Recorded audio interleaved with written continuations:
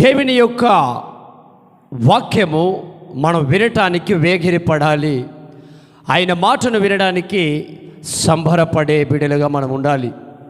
ప్రియులారా, ఈ లోకంలో మనం గమనించినట్లయితే రకరకాల ప్రేమలను మనం చూడగలుగుతూ ఉన్నాం.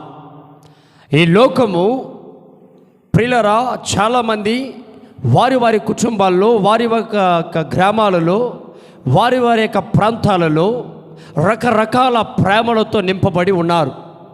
ఉదాహరణకు, తల్లిదండ్రులను ప్రేమిస్తూ ఉన్న ఒక రకమైన ప్రేమ, బిడ్డల పైన కలుగుతున్న ఒక రకమైన ప్రేమ, భర్త పైన భార్య పైన కలుగుతున్న ఒక రకమైన ప్రేమ, స్నేహితుల పైన, రక్త సంబంధులకు పైన మనం అనేక రకాలుగా మనం ప్రేమను చూపుతూ ఉంటాం. అయితే వీటన్నిటికీ మించి, వీటన్నిటిని దాటి మరో రకమైన ప్రేమ ఈ లోకంలోనికి ఎంటర్ అయ్యింది.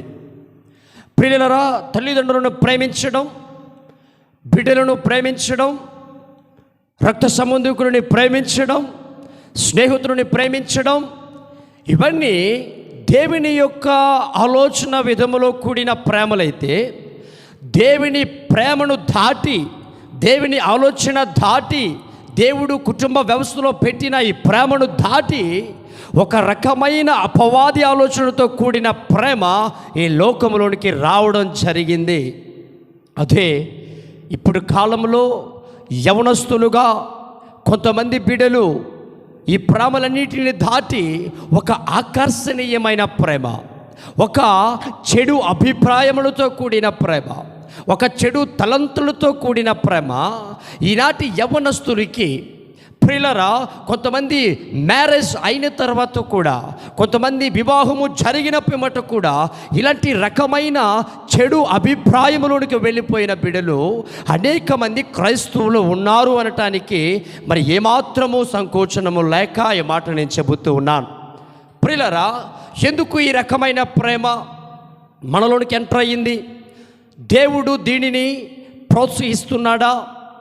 లవ్ మ్యారేజ్, ప్రేమ వ్యవహారము, ప్రేమ బంధము, ఈ లోకపరమైన ఒక యవనుడు, యవనస్తురాలు, ఒక స్త్రీ, పురుషులు, ప్రియులారా, మ్యారేజ్ కాకముందు, వివాహము కాకముందు ఇష్టానుసారంగా తిరిగి, ఇష్టానుసారంగా మరి వ్యవహరిస్తూ, వారికి నచ్చిన విధానములో మరి కొనసాగుతూ వెళుతున్న ఈ యవ్వన కాలము వారు చేస్తున్న ఆకర్షణీయమైన ప్రేమ, దానిని బైబుల్ ప్రోత్సహిస్తుందా?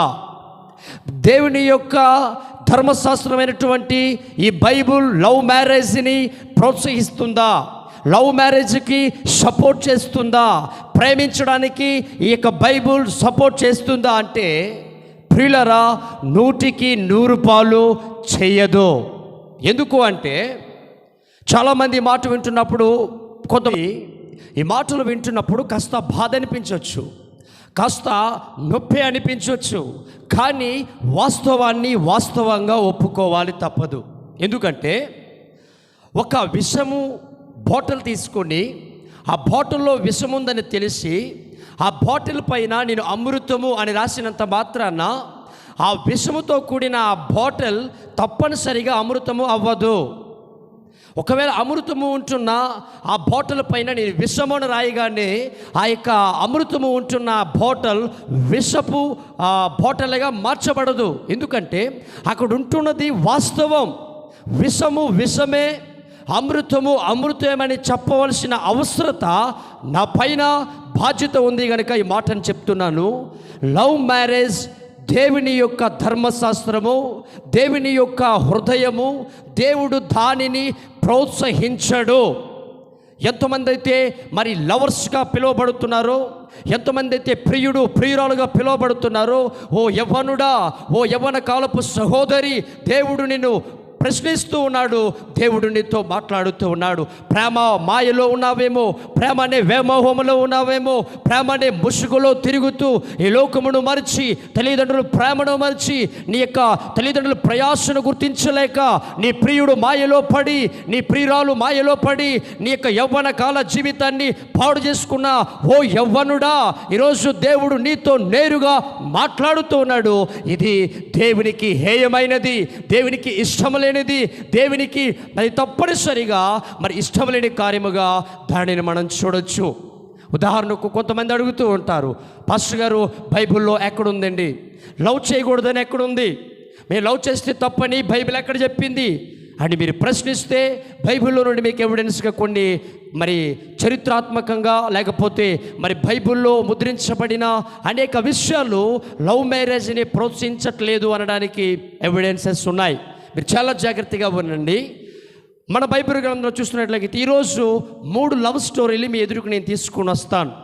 3 లవ్ స్టోరీలు. ప్రజల బిడ్డలారా, మొదటిగా మనం చూస్తున్నట్లయితే ఆదికాండంలో ఒక లవ్ స్టోరీ కనిపిస్తుంది. చాలామంది ఈ లవ్ స్టోరీనే మాదిరిగా చేసుకుంటారు. పాస్టర్ గారు, మరి యాకోబు ప్రేమించాడు కదండి రాహేలుని, మరి యాకోబుని దేవుడు ఆశీర్వదించలేదా, యాకోబుని దేవుడు దీవించలేదా, యాకోబు దేవుడని పిలువబడుతున్న యాకోబే మరి ప్రేమించాడు, లవ్ చేశాడు, మేము చేస్తే తప్పేంటండి అని అడుగుతున్నారేమో. వినండి జాగ్రత్తగా. ఎందుకంటే యాకోబు లవ్ చేశాడు, యాకోబు ప్రేమించాడు, కాదనట్లేదు. కానీ ప్రేమించాక యాకోబు ఎన్ని తిప్పలు పడ్డాడో తెలుసా, ఎన్ని బాధలు పడ్డాడో తెలుసా.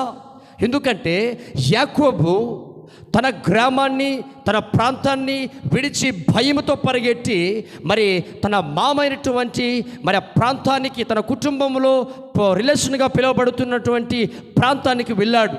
వెళ్ళిన తర్వాత రాహేలును ప్రేమించాడు. ప్రేమించిన తర్వాత ప్రియదేవుని బిడ్డలారా, మనం చూస్తున్నట్లయితే ఒకసారి బైబిల్ గ్రంథంలో నుంచి చూద్దాం. ఆదికాండము 29వ అధ్యాయము 18 వచనంలో ఈ మాట కనిపిస్తుంది. చూడండి, నేను చదువుతున్నాను. యాకోబు రాహేలును ప్రేమించి, నీ చిన్న కుమార్తె అయిన రాహేలు కోసము నీకు 7 సంవత్సరములు కొలువు చేసేదను. ప్రియులారా, ఇక్కడ యాకోబుకి ప్రేమ కలిగింది, యాకోబు మనసులో లవ్ పుట్టింది.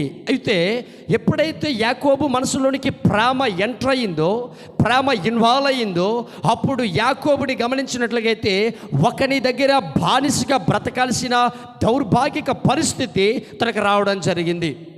ఎండి రాహేలును పొందుకున్నాడో తదుపరిది తర్వాత విషయం. అయితే ఎప్పుడైతే ప్రేమలో పడ్డాడో దాని వెంబడే ఏం చేయాల్సి వచ్చింది, తన మామ దగ్గర ప్రియదేవుని బిడ్డలారా తను ఖచ్చితంగా బానిసగా లేకపోతే ఒక పనివాడిగా పని చేయాల్సిన అవసరం వచ్చింది. 7 సంవత్సరాలు నానా రకమైన ఇబ్బందులు పడ్డాడు. ఎన్నో సంవత్సరాలు ప్రియదేవుని బిడ్డలారా ఆ యొక్క మామ యొక్క ఆ పశువులను పోషిస్తూ పెంచుతూ రకరకాలుగా శ్రమలను అనుభవించాడు. ఎందుకు అంటే తనను ప్రేమించిన తన ప్రియురాలని సంపాదించుకోవడానికి. అంటే ఇక్కడ ప్రేమించిన యాకోబు ఏమైనా బాగుపడ్డా? ప్రేమించి ప్రేమ వ్యామోహంలోకి వెళ్ళిన యాకోబు సంతోషంగా ఏమైనా బ్రతకగలిగాడా? లేదు ప్రియులారా, చాలా కష్టకాలంలోనే వెళుతుంది తన జీవితం, ఇబ్బంది కొలములోనే వెళుతుంది తన జీవితం.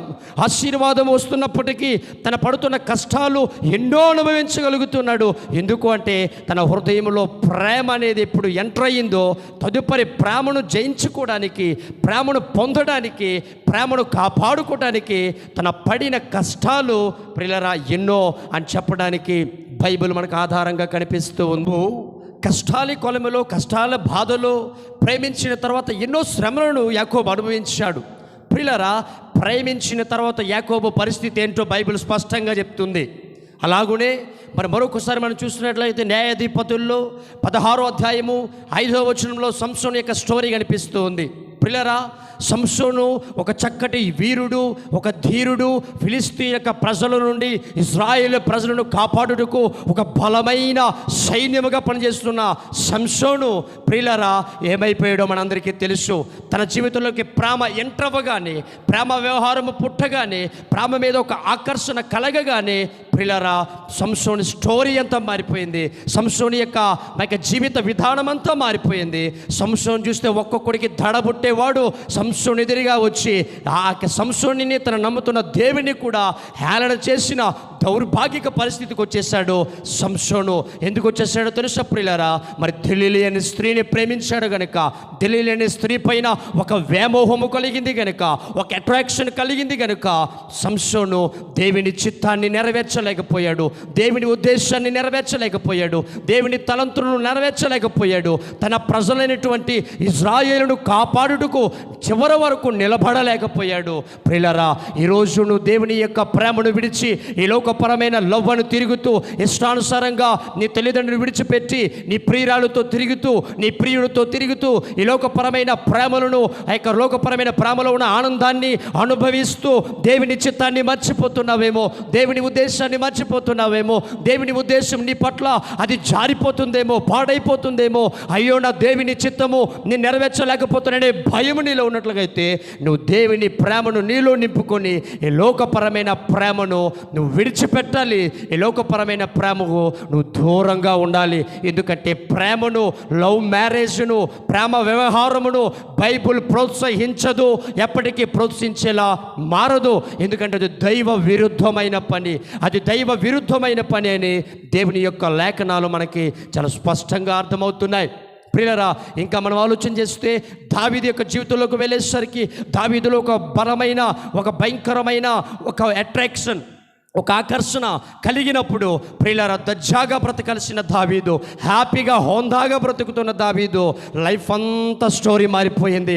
ఈరోజు దేవుడు నీ స్టోరీ మార్చేస్తున్నాడు. జాగ్రత్త, దేవుడు ఈరోజు నీ స్టోరీని మార్చక మునిపే, నీ పరిస్థితులన్నీ తారుమారుగా మారిపోక మునిపే, నీ జీవితము అందనానికి ఎక్కి మరలా పడిపోక మునిపే నువ్వు జాగ్రత్త పడి దేవుని ప్రేమను నీలో నింపుకొని ఈ లోక ప్రేమను నువ్వు విడిచిపెట్టగలిగితే, ఓ యవ్వనుడా, నిన్ను మించి గొప్ప ధన్యుడు లేడు, నిన్ను మించి గొప్ప వారు లేరు. నీ జీవితము అద్భుత రీతిగా ఆశీర్వదించబడుతుంది. దేవునికి ఇంపైన జీవితాన్ని నువ్వు జీవిస్తావు. కనుక ప్రియమైన బిడ్డారా, ఈ లోక ప్రేమను విడిచిపెట్టి, ఈ లోక ప్రేమను పక్కన పెట్టి దేవుని కొరకు రోషము కలిగి నిలబడు. దేవుని కొరకు లోకములో వాడబడుటకు ప్రయాసపడు. ఎందుకంటే యవ్వన కాలంలో నా కాడి మోసిన వారు ధన్యులు అని లేఖనం చెప్తుంది. కనుక నీ యవ్వన కాలపు బలాన్ని దేవుని కొరకు వాడు, దేవుని పరిచర్య కొరకు వాడు, దేవుని రాజ్యాన్ని స్థిరపరచుడు కొరకు వాడు. దేవుడు నీ బ్రతుకుని మార్చబోతున్నాడు, నీ జీవితాన్ని మార్చబోతున్నాడు. నీ జీవితంలో అనేక ఆశ్చర్యకరమైన కార్యములు నా దేవుడు చేయబోతున్నాడు.